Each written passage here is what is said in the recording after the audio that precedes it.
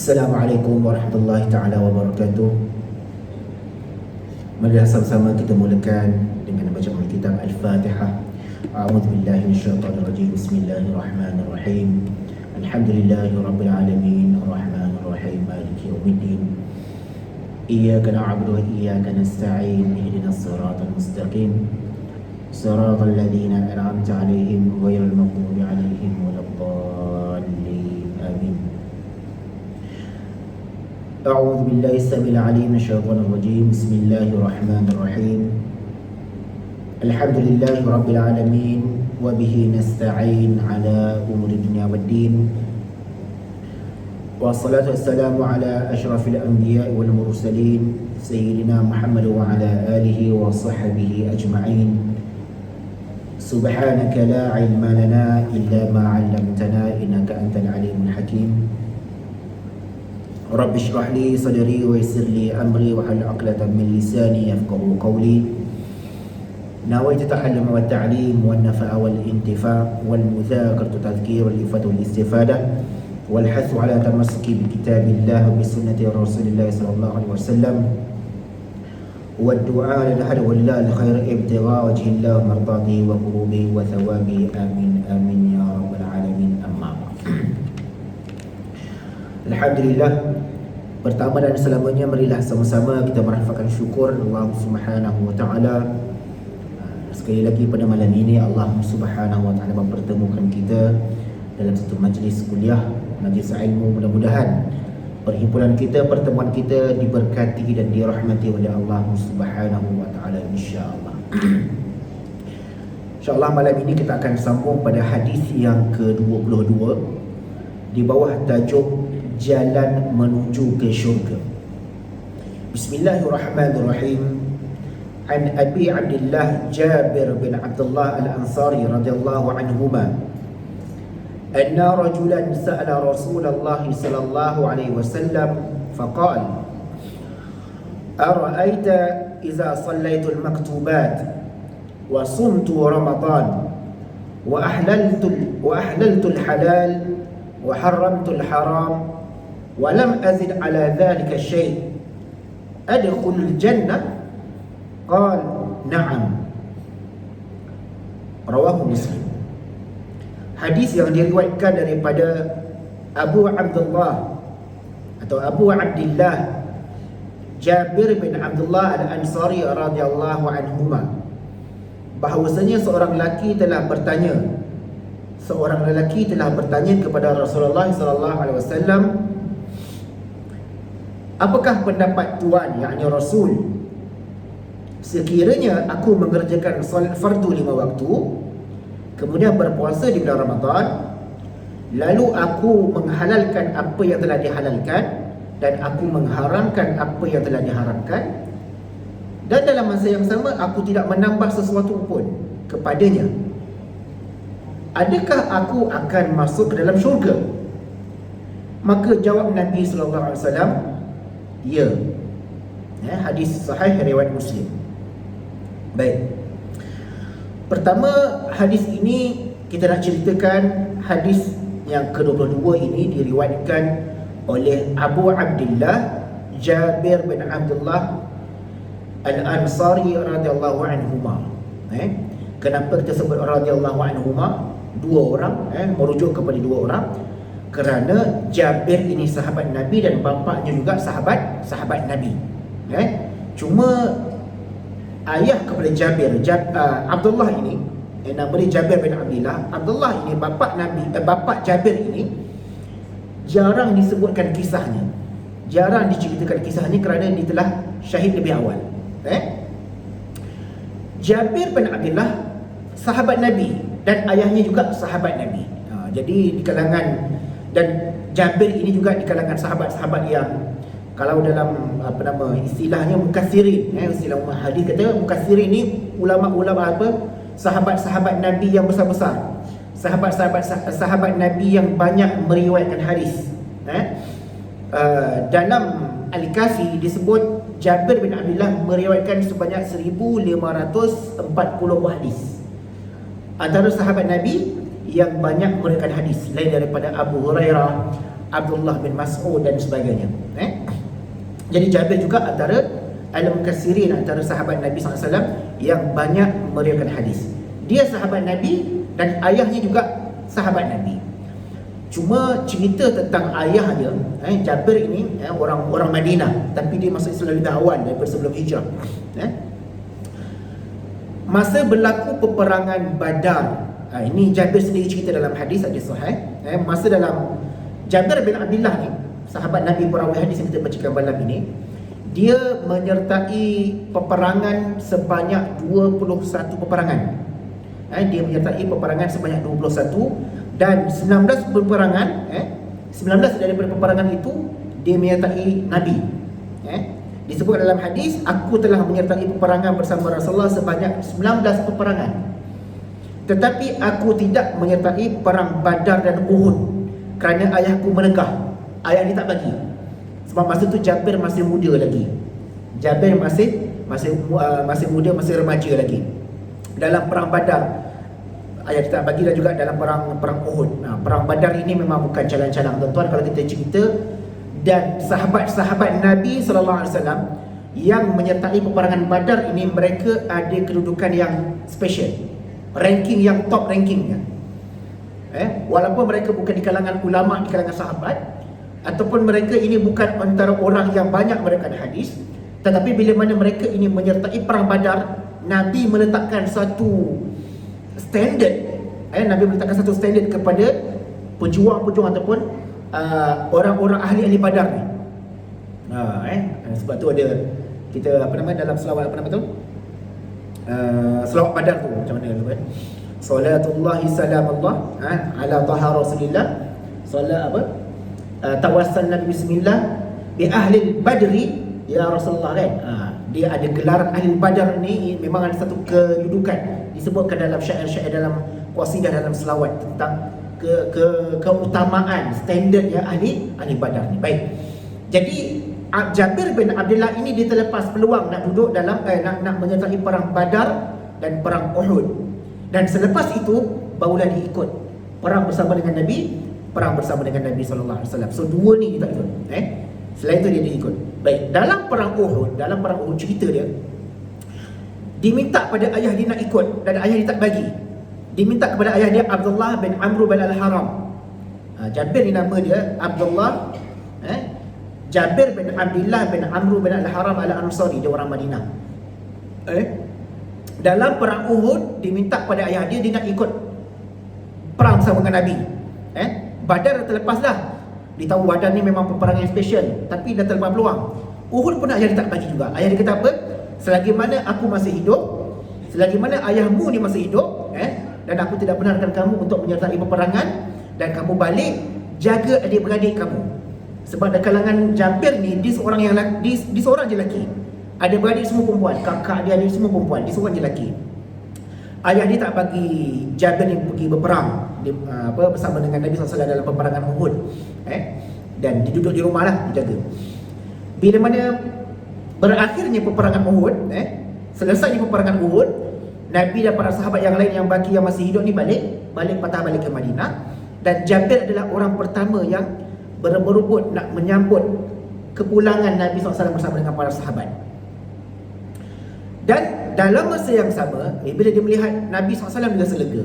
Tengok sahabat-sahabat yang lain juga, dia rasa lega. Ramai lagi yang masih hidup walaupun dalam keadaan cedera parah dan sebagainya. Dan dia tercari-cari mana ayah dia, Abdullah bin Amr bin Al-Haram, bapa dia yang dia tak bagi pergi perang tu. Nabi SAW bagi tahu, wahai Jabir, ayahmu telah gugur syahid di medan perang. Abdullah bin Amr bin Al-Haram, bapa kepada Jabir ni, telah syahid dalam peperangan Uhud. Dan Jabir nak tengok mana ayahku, aku nak tengok jasad. Aku nak tengok jasad, di manakah jasad ayahku. Sahabat-sahabat Nabi tak bagi. Sahabat-sahabat Nabi dia tak bagi Jabir ni tengok, melihat. Sebab kita tahu dalam peperangan Uhud, perang Uhud adalah perang yang sangat dahsyat. Boleh dikatakan 70 syahid, 70 orang sahabat Nabi yang syahid dalam peperangan Uhud itu, mayat-mayat mereka sukar untuk dikenal pasti kerana telah dirobek, dihancurkan mukanya. Saya tak ingat saya pernah cerita ataupun tidak. Perang Uhud adalah perang yang sangat dahsyat. Kalau kita sebut Mus'ab bin Umair dalam perang Uhud, Mus'ab bin Umair dia ditugaskan untuk pegang panji bendera, bendera tentera muslimin. Dalam peperangan Islam, bendera ni penting. Nabi kata kalau bendera ni jatuh, tak ada umat Islam kalah. Sekarang ni zaman orang kata perang bendera kan. Sekarang ni mana-mana tempat kat trafik tepi jalan semua perang bendera. Dalam peperangan Islam, dalam peperangan Uhud, Nabi kata kalau bendera muslimin jatuh, tanda kita kalah. Jadi Nabi SAW melantik Mus'ab bin Umair pegang, jaga bendera, jangan sampai jatuh. Tapi Mus'ab bin Umair akhirnya dibunuh, tangan kanannya dipotong, dipotong oleh musuh. Belum sempat bendera jatuh, disambut dengan tangan kiri. Dan bila sambut dengan tangan kiri, musuh potong pula tangan kiri Mus'ab. Dan akhirnya Mus'ab pun kemudian dia dipotong tangan kiri dan disambut dengan baki dua tangan yang masih ada. Ada riwayat mengatakan dicocoknya bendera itu dekat peha dia supaya bendera itu tak jatuh ke atas bumi, ke atas tanah. Maka Mus'ab bin Umair akhirnya dibunuh oleh musuh dan digugur syahid. Itu Mus'ab, kanan kiri tangan gudung. Siapa lagi? Syuhada Uhud. Hamzah bin Abdul Muttalib, pak saudara Nabi, yang dibunuh ditombak oleh Wahsy, hamba kepada Jubair bin Mut'im, yang diupah oleh Hindun bin Utbah bunuh Hamzah ni. Sebab Hamzah ni dalam peperangan Badar, Hamzah telah bunuh Utbah bin Rabi'ah, bapa kepada Hindun. Hindun ini adalah isteri kepada Abi Sufyan. Dibunuh. Hamzah dibunuh dan mayatnya dirobek juga, hancur juga, robek. 70 syuhada Uhud, semua mayat mereka ada yang dipotong tangan, ada yang dicincang, ada yang memang dah bila tengok jenazah mereka dan tidak boleh dikenal pasti. Ini yang sahabat cerita ni. Kamu tak akan boleh tengok jumpa ayah kamu, wahai Jabir, kamu tak kenal ayah kamu sebab mukanya dah hancur oleh musuh-musuh Islam. Ini perang yang sangat dahsyat. Dalam peperangan Uhud, kecuali Hanzalah radhiyallahu anhu. Hanzalah saja mayat yang sempurna. Walaupun syahid tapi mayat dia sempurna. Sebab Hanzalah ni dia Islam, dia sahabat Nabi. Dia dalam kamp tentera muslimin, dia perang dan dia syahid. Tapi ayah dia Abu Amir Al-Fasiq, ayah kepada Hanzalah ni, dia duduk dalam kamp tentera kafir musyrikin. Ini perang yang sangat dahsyat. Anak Islam lawan dengan bapa yang masih kafir. Di dalam perang Uhud. Cuma bila mana Hanzalah ni syahid dan Abu Amir Al-Fasiq ni pesan kepada tentera-tentera kafir musyrikin ni, jangan apa-apakan jenazah, jangan apa-apakan mayat anakku. Ini anakku. Walaupun dia dah masuk Islam tapi jangan apa-apakan. Jadi Hanzalah saja mayat yang sempurna. Yang lain semua hancur. Ini dalam cerita dalam peperangan Uhud. Bila Nabi SAW balik daripada perang Uhud, bawa balik baki-baki, sebahagian mereka dikuburkan di dataran Uhud. Kalau kita pergi ke Madinah, pergi ke dataran Uhud, dia ada perkuburan syuhada Uhud. Mus'ab bin Umair, Hamzah bin Abdul Muttalib di situ. Siapa lagi? Ummu Amarah Nusaybah ni dia jadi nurse dalam perang Uhud. Dia jadi nurse untuk merawat sahabat-sahabat Nabi yang cedera, yang luka dan sebagainya.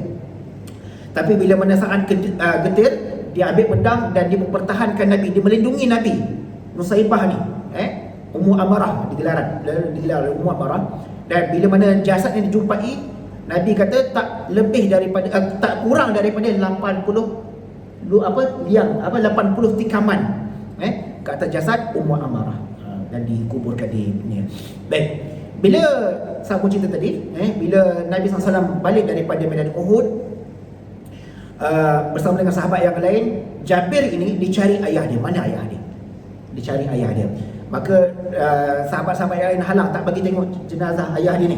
Bila dia nak tengok, dia tengok, Masya Allah, dan dia menangis, mengalirkan air mata yang begitu sekali, kerana memang di sini pun tak dapat nak jam dah wajah ayah dia yang sebelum ini, yang pernah beri nasihat pada dia dan sebagainya. Ayah yang disayangi dalam keadaan begitu rupa syahid di medan Uhud.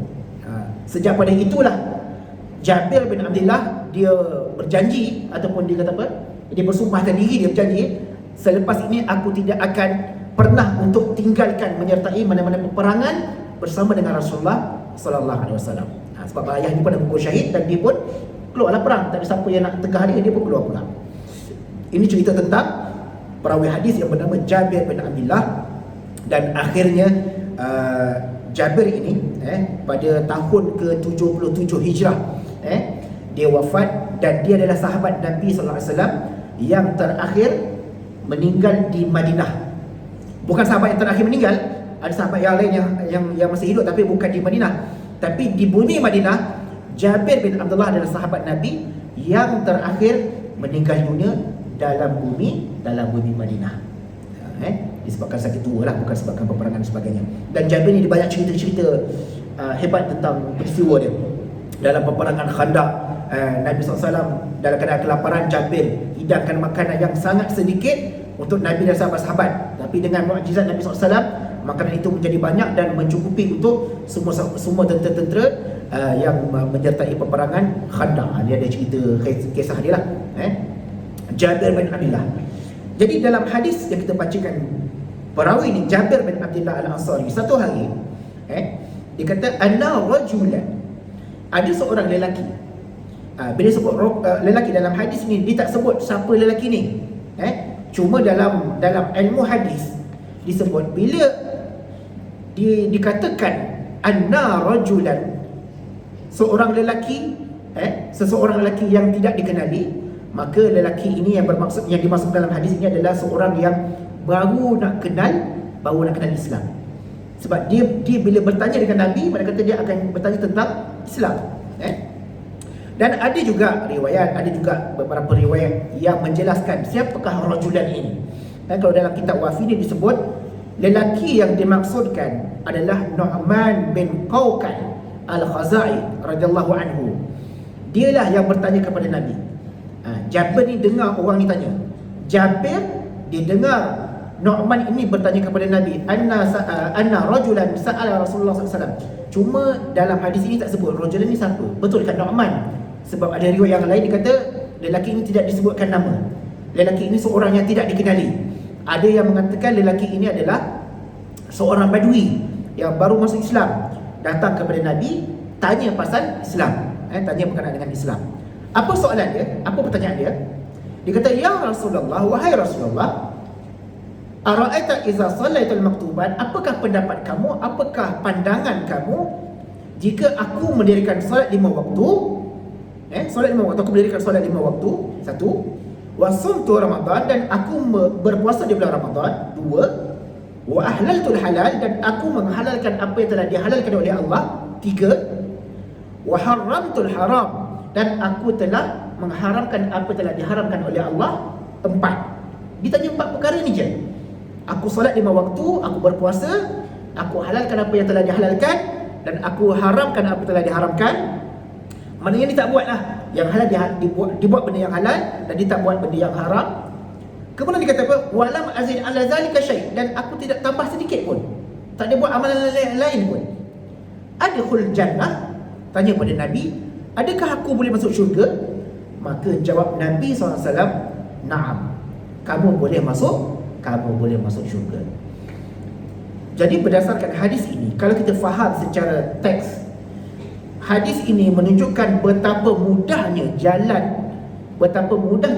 untuk kita menuju ke syurga, hanya dengan kita melakukan 4 perkara. Tetapi hadis ini ulama kata dia merujuk kepada orang yang baru nak belajar Islam.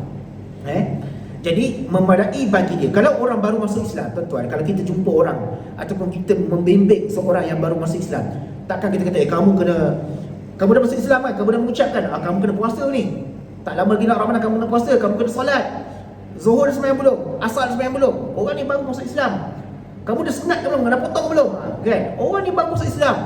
Yang perempuan pula, kamu kena pakai tudung, tudung bawal tak boleh, tudung macam ni, kena shawl macam ni, lilit macam ni, kan? Kena labuh macam ni kan. Orang tu baru masuk Islam.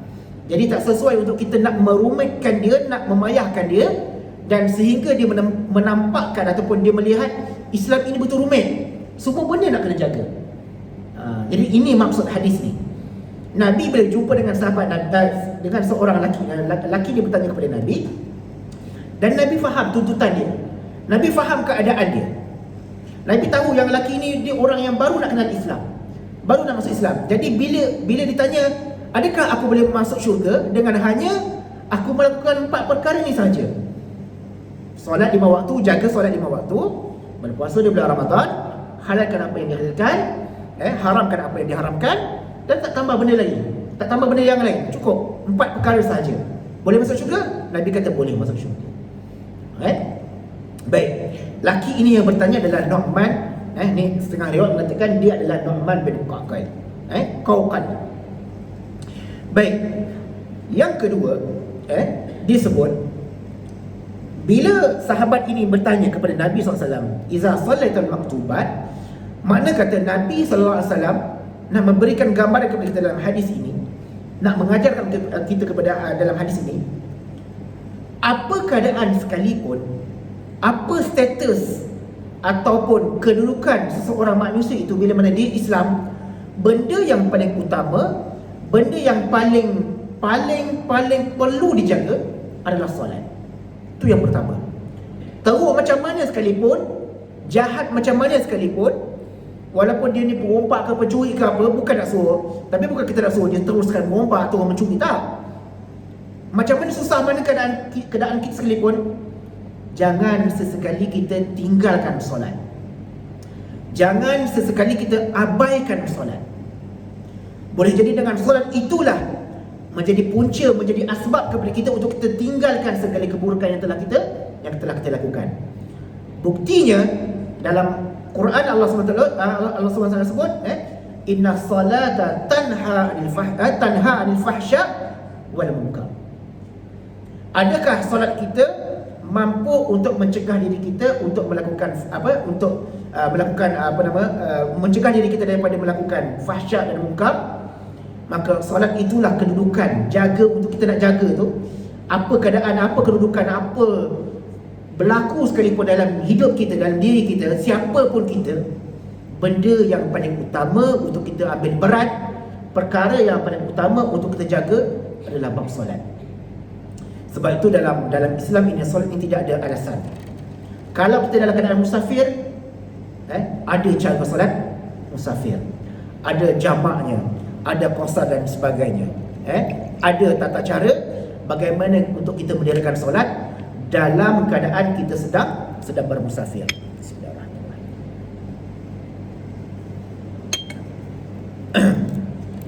Kalau kita sakit pun ada tata cara, ada kaifiat, ada kaedah bagaimana untuk kita mendirikan solat ketika mana kita sedang sakit. Alladzina yadhkuru isma Allah qiyaman wa qu'udan.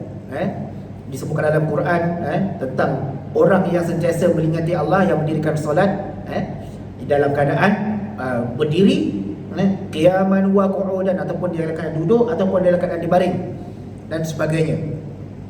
Dan ulama-ulama fiqh bawa bermacam-macam kaedah, bawa berbagai-bagai kaifiat untuk cara bagaimana untuk kita nak mendirikan solat. Kalau tak boleh nak diri, duduk. Tak boleh nak duduk, sila, sadar dan sebagainya. Tak boleh sadar, baring.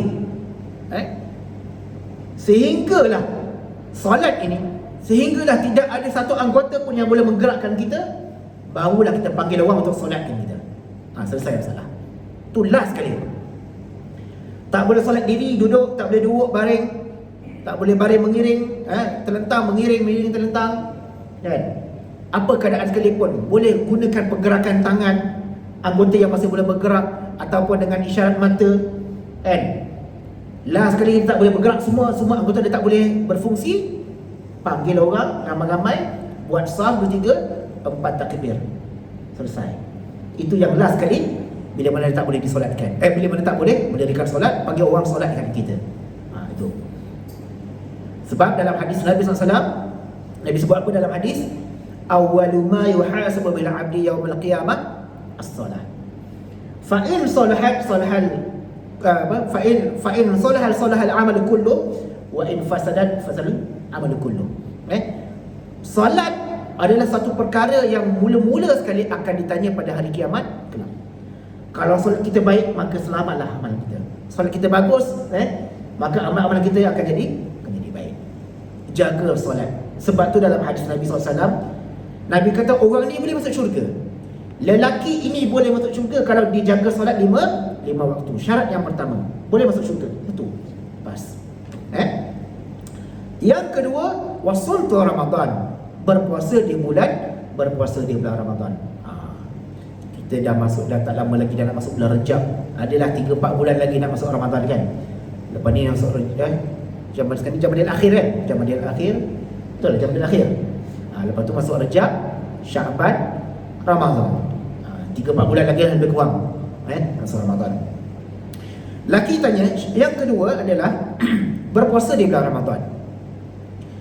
Puasa semua orang boleh puasa. Kecil besar semua orang puasa. Orang bermusafir ada rukhsah. Orang yang rukhsah ni keringanan orang yang bermusafir dia ada rukhsah, ada keringanan. Dia boleh untuk tidak berpuasa, tapi kena gantilah faidatu min ayyamin ukhra, kena ganti dalam pada hari yang lain. Orang yang sedang sakit, faman kana minkum maridan, orang yang sedang sakit ataupun sedang bermusafir aw ala safarin, dia ada rukhsah, ada keringanan, boleh tidak berpuasa, tapi syaratnya faidatu min ayyamin ukhra. Macam mana sekalipun puasa wajib diganti. Tinggallah banyak mana puasa sekalipun disebabkan sakit, uzur dan sebagainya, ataupun disebabkan kita musafir, tapi macam mana banyak pun tetap wajib kita kena ganti puasa. Kalau dah melangkaui tahun Ramadan ke Ramadan, maka dikenakan bayar fidyah sebanyak jumlah satu cupak untuk satu hari puasa. Bayarlah berapa banyak. Tuan-tuan kalau tinggal puasa 10 hari 10 cupak lah. 30 hari 30 cupak. Selama ni kalau tak silap saya dulu RM2. Dulu RM2 untuk satu cupak, sekarang ni rasanya dah RM4. Sebab KL pun RM4. Dah apa nama? Dah standard di mana-mana negeri pun ada kebanyakannya satu cupak beras untuk satu hari puasa itu sebanyak RM4 nilaian dia lebih kurang. Baik. Itu berkaitan dengan puasa. Tapi tuan-tuan, puasa ini kita dengan Allah. Tadi kita cerita tentang salat tadi. Kita cerita tentang puasa ni kita dengan Allah. Semua orang boleh puasa, tapi siapa yang tahu kita puasa ataupun tidak? Siapa dia yang boleh buktikan yang orang ni memang betul-betul puasa? Secara zahirnya. Nampak dia diam, lembek, lemah kan? Macam tak makan, nampak tak bermaya je. Orang tak puasa pun kadang-kadang nampak lemah juga. Orang yang tak berpuasa kadang-kadang nampak macam lemah kan. Konon-konon dia berpuasa, padahal dia tak puasa pun macam tu juga. Tu cerita tentang puasa lah. Baik. Yang ketiga, so kita tak panjangkan puasa tu. Yang ketiga, sahabat Nabi SAW ini, lelaki ini tanyakan, wa ahlaltul halal, aku menghalalkan apa yang telah dihalalkan oleh Allah Subhanahu wa taala. Ini yang satu perkara yang kita dua perkara, wa halaltul halal wa haramtul haram. Dua perkara ini yang sukar untuk kita nak mentaati ataupun kita nak menjaga batas-batasnya. Sebab dalam hadis lain yang kita pernah baca sebelum ni, yang Nabi SAW sebut al-halal al-halal bayyin wal haram bayyin wa bainahuma umurun mutasyabihat. Halal itu jelas, haram itu jelas, dan ada di antara kedua-duanya yang tengah-tengah tu umurun mutasyabihat, perkara yang samar-samar, perkara yang syubhah. Ini yang payah kita nak ada. Bab halal kita cerita satu dulu. Bab halal ini, ramai di kalangan kita, masyarakat kita lebih mengambil berat soal halal ini kepada makanan sahaja. Makanan dan minuman. Itu pun zaman sekarang letak lagi dah. Dulu ya, jaga betul. Check label. Ada logo halal jakim ataupun tak. Tak ada logo halal jakim, tak nak makan, tak nak beli. Baguslah. Tak ada logo halal, tak nak beli. Ni halal mana pula ni? Ni halal dari negeri Thailand, halal daripada negeri India, halal daripada Austria. Di beberapa logo halal yang international, kalau kita beli makanan-makanan import, beli daging import, contoh kita beli daging import kan, dia tak ada, kalau daging import dia tidak ada logo halal jakim, kecuali di packingkan semula, di packaging di repack balik dekat Malaysia, barulah dia apply segi halal ke apa ke, dapatlah halal jakim tu. Tapi kalau dia terus import dan logo halal itu dia iktiraf oleh jakim, walaupun halal itu daripada luar negara, maka tak ada menjadi masalah. Tuan-tuan boleh rujuk dah jakim, ataupun tuan-tuan boleh rujuk dekat di website dia ada halal directory. Dia ada halal directory tu. Nak cari makanan yang halal tu pun tak, minuman yang halal tu pun tak, restoran yang halal tu pun tak, boleh cari, type nama restoran, type nama produk, dia akan keluar kat situ, ada website tu. Halal directory macam tu. Baik. Menjaga perkara yang halal dan haram dalam makanan ini satu benda yang bagus. Tapi saya nampak dululah, sekarang ni orang dah banyak langgar dah. Dekat tempat saya, dekat Sungai Buloh tu, ada satu kedai, saya tak sebut kedai apa, ada satu kedai non-Muslim kan, jual nasi lemak. Petang-petang saya balik kerja, saya lalu, memang nampak ramai orang makan kat situ. Tapi memang saya tahu, saya maklum memang kedai itu kedai non-Muslim. Tapi memang setiap hari ada orang datang makan kat situ, tanpa rasa segan silu, tanpa rasa malu-malu, tanpa rasa was-was apa. Yang Nabi sebut al-halal bayyin wal haram bayyin wa bainahuma mutasyabihat. Makan. Ala ustaz, kami bukannya kita makan babi, khinzir, kita bukannya minum arak apa, kita makan nasi lemak. Tapi kedai yang dia makan tu, makanan yang dihidangkan, menu yang dimasak itu adalah kedai bukan miliknya orang Muslim. Tuan-tuan nilai sendiri. Nak kata boleh ke tak boleh? Nabi kata apa? Umurul mutasyabihat. Benda yang duduk tengah-tengah ni. Kalau halal ada logo halal, jelas Nabi kata. Kan? Kalau haram memang nampak makanan memang haram, tak boleh makan. Kalau haram, minuman ni memang minuman keras, memang arak memang tak boleh minum. Kita dah nampak, kita tahu label dia, brand dia, kita tahu, tak minum. Tapi yang tengah-tengah ni, yang Nabi sebut apa? Kathirun la ya'lamuhunna kathirun dan nas. Ramai di kalangan manusia yang tak tahu tentang perkara yang duduk tengah-tengah ni. Halal ke haram? Silsilah dia pakai halam. Dia ambil yang tengah. Halal pun tak, haram pun tak, kan? Dia halam jadi. Ini yang. Tapi kalau kita jaga dua benda ni, dapat jaga dan lebih-lebih lagi kita dapat jaga batas daripada kita terjumus dalam perkara yang syubhah ini, terselamatlah kita. Dalam hadis yang lain disebut, orang yang dapat menjaga diri dia daripada perkara yang syubhah ini, maka dia terselamat. Dia terselamat daripada terjerumus daripada perkara-perkara yang diharapkan oleh Allah Subhanahu wa ta'ala. Jaga benda yang ni. Bab makan pun orang dah langgar banyak dah. Kita sebutkan tadi, dulu memang banyak orang jaga, tengok label, tengok ada cop halal atau tak. Sekarang ni banyak orang dah langgar. Minum pun sama juga. Yang jual dekat minimat apa semua tu. Wah, tengok ini made in Korea, ini made in Thailand, ini made in sana, made in sini, kan? Rasa sedap lah. Ini air buah, apa masalah, kan? Air buah, minumlah, kan? Kita tak teliti dengan kandungannya, tak teliti dengan manufacturing dan sebagainya lah, kan? Ini lah umur mutasyabihat. Kecuali lah kita ada label halal, tak ada masalah, kan? Itu baru dalam bab makanan dan minuman, belum dari bab-bab yang lain. Sebab halal dan haram ini dia bukan terhad pada makan minum saja.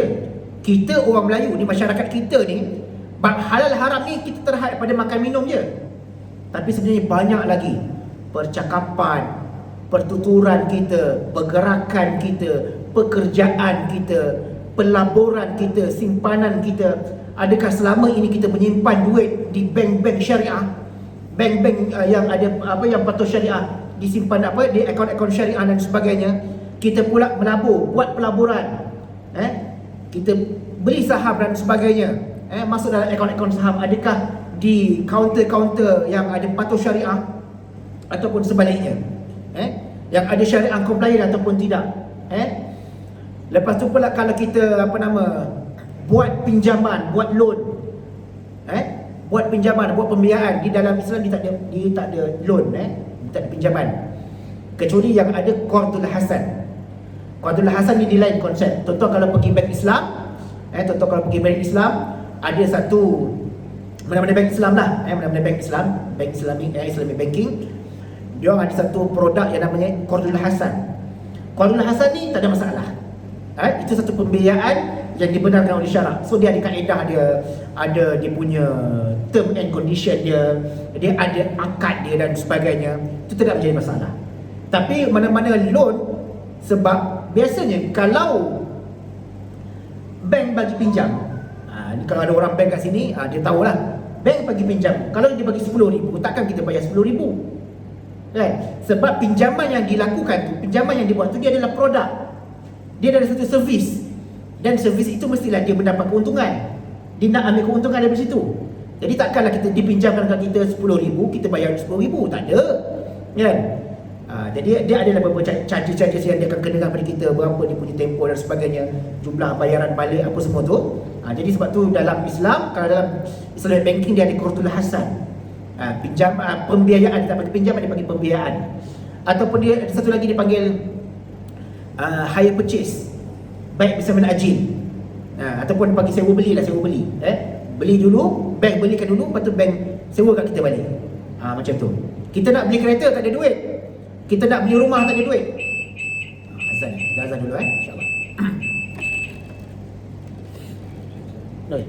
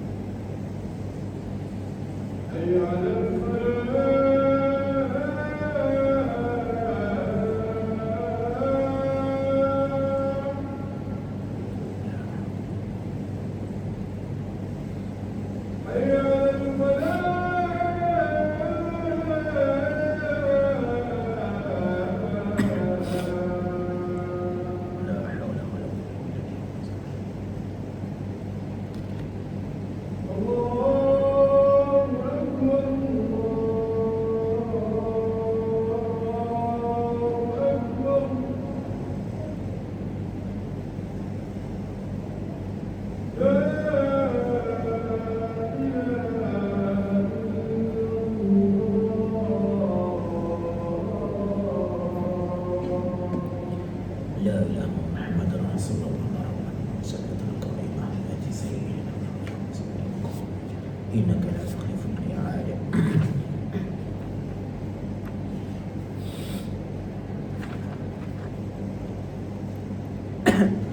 Baik, kita sambung sikit lagi. Menghalalkan apa yang telah dihalalkan oleh Allah Subhanahu wa taala dan juga mengharamkan apa yang diharamkan oleh Allah Subhanahu wa taala adalah salah satu syarat untuk kita masuk ke dalam syurga. Tadi kita sebut tentang halal dan haram ini.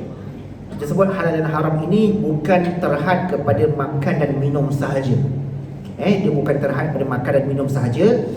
Ramai di kalangan kita, masyarakat kita yang hanya ambil berat halal dan haram ini pada bab makan dan minum sahaja. Tapi pada bab yang lain, mereka tidak ambil pusing. Dalam bab perniagaan, dalam bab simpanan, dalam bab pelaburan dan sebagainya, pinjaman sekalipun, mereka tidak tidak meneliti. Bahkan itulah yang akan menjadikan sumber kepada kita untuk kita nak beli makanan minum. Bab pendapatan kita sibuk tentang makanan halal dan kita sibuk tentang halal haram dalam bab makanan, dalam bab minuman. Tetapi pendapatan yang kita perolehi, wang yang kita ada untuk beli makan, untuk beli makanan, untuk beli minuman itu, adakah wang itu diperolehi daripada sumber yang halal? Itu yang kita perlu ambil pusing, ambil peduli dan teliti balik. Bukan kata makanan tu cukup hanya ada label halal, ada logo JAKIM halal, minuman pun ada logo JAKIM halal, kita boleh makan, kita boleh minum, kita boleh beli apa yang kita nak. Makan berapa banyak kita ni. Tapi dari sudut pendapatan kita, wang yang kita guna untuk kita beli tu, dari manakah kita memperolehinya? Pendapatan kita, pekerjaan kita bagaimana? Bagaimana cara kita bekerja? Di mana tempat kita bekerja? Dari mana kita beroleh hasil pendapatan kita tu? Yang itu juga termasuk dalam perkara-perkara yang perlu kita ambil berat, soal tentang halal dan haramnya. Sama yang kita sebutkan tadi, berkaitan dengan pinjaman, berkaitan dengan pelaburan. Kita nak melabur di kaunter-kaunter saham dan sebagainya, cari yang mana patuh syariah, yang ada syariah compliance, yang dilabur di meja-meja syariah. Banyak tuan-tuan, kalau kita tahu, kalau kita belajar, dan kita akan jumpa kaunter-kaunter meja-meja syariah, meja-meja saham syariah ni ada banyak.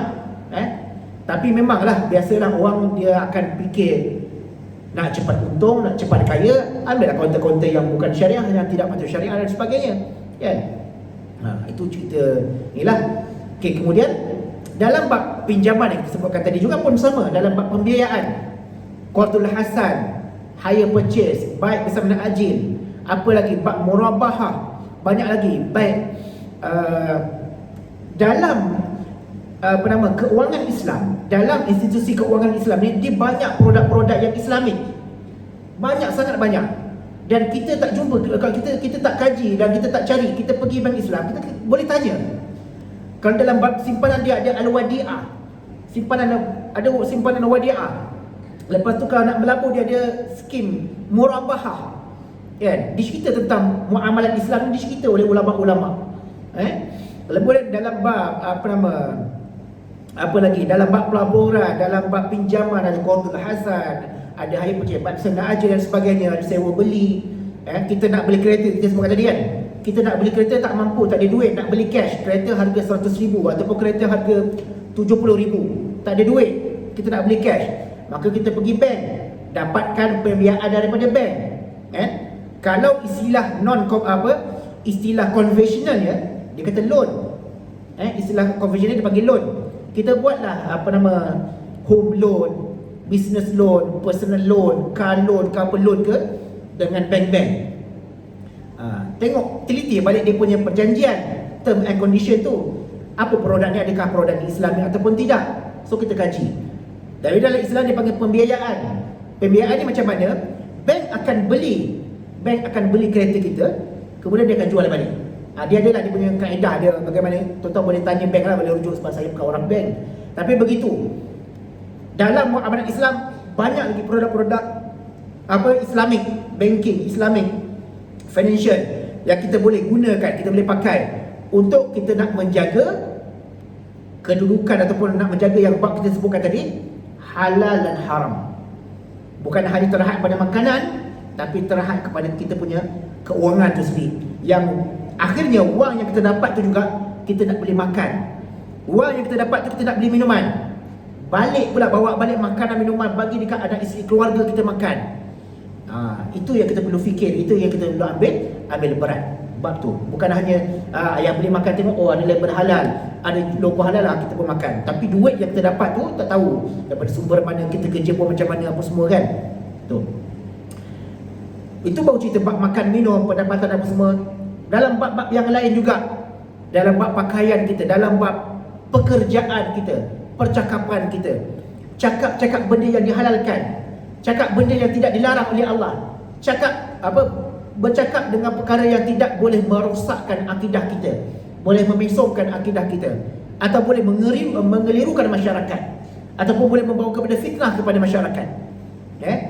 Apa benda yang diharamkan oleh Allah? Berdusta, mengkeji. Allah sebut dalam Nabi sebut dalam hadis yang kita pernah baca sebelum ini, la tabawadu wala tanabaru wala tanajashu.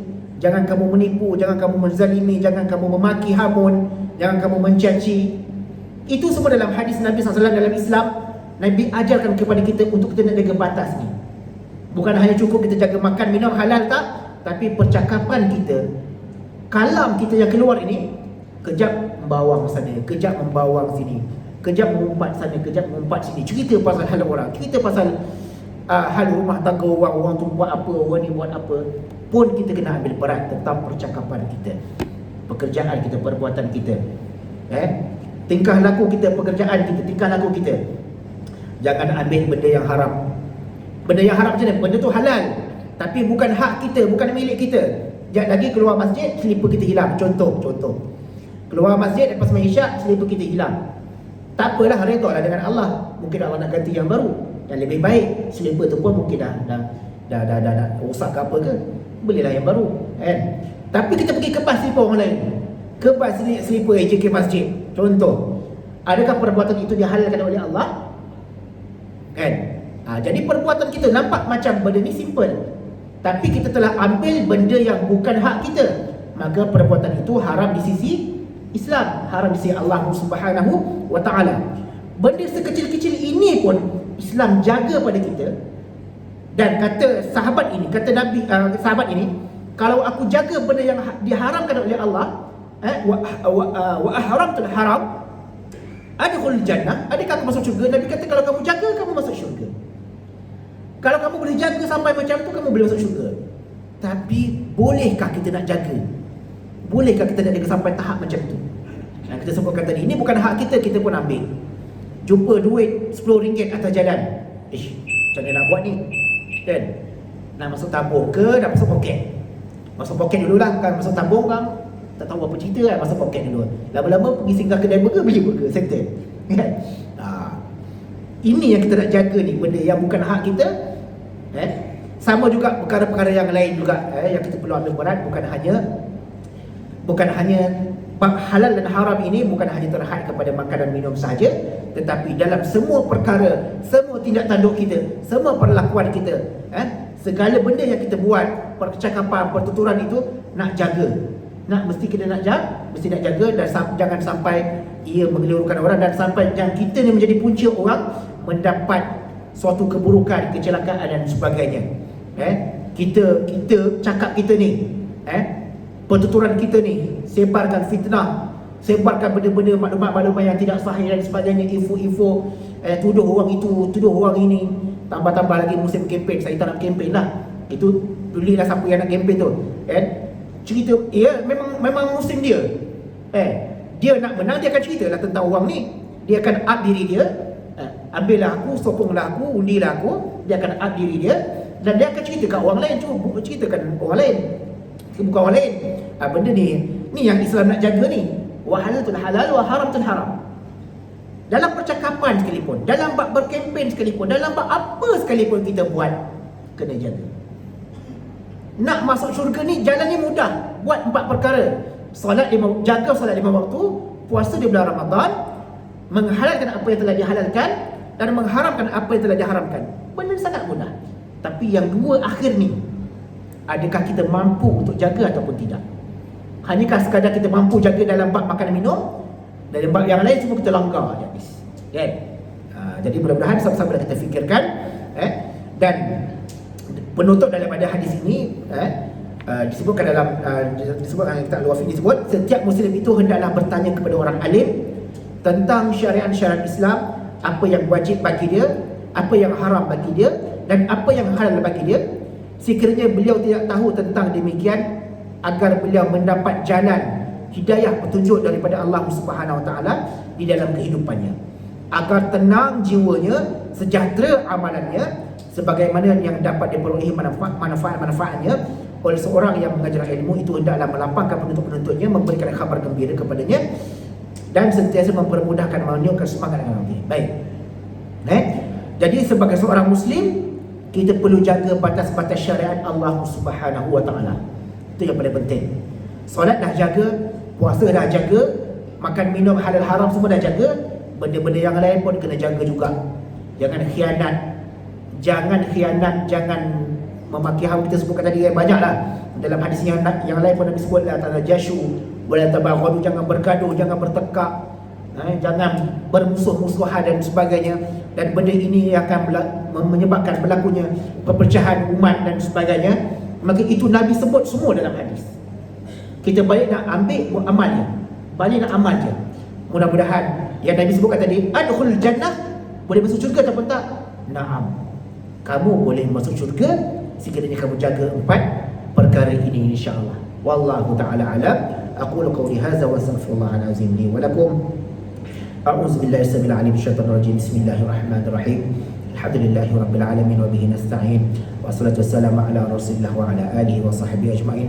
Allahumma 'allimna ma yanfa'una wanfa'na bima 'allamtana wa zidna 'ilman katsira. Rabbana atina fid dunya hasanah wa fil akhirati hasanah wa qina adzabannar. Sallallahu ala sayyidina Muhammad wa ala alihi wa baraka wasallam. Alhamdulillahi rabbil alamin. Assalamualaikum warahmatullahi wabarakatuh. Subhanallah wa bihamdihi.